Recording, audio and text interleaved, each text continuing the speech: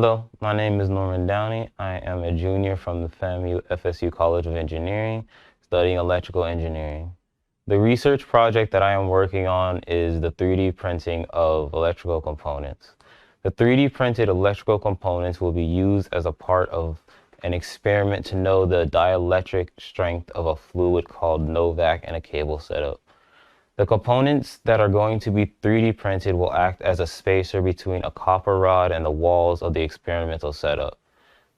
This component is needed because the walls and the rod are to be at a different voltage potential.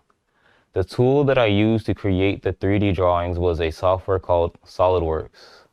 Solidworks is a software that is widely used in the industry to create 3D models.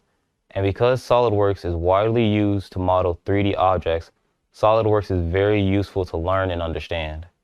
The next tool that I used was a fused deposition modeling 3D printer, also known as an FDM printer. After the drawing is created, it has to be turned into a file that the 3D printer can read and print.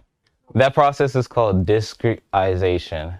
Because the 3D printer cannot read and print straight from Solidworks, the discretization process happens in a different software. That software that I use is called GrabCAD. In the GrabCAD software, the user can see what the drawing will look like after being printed.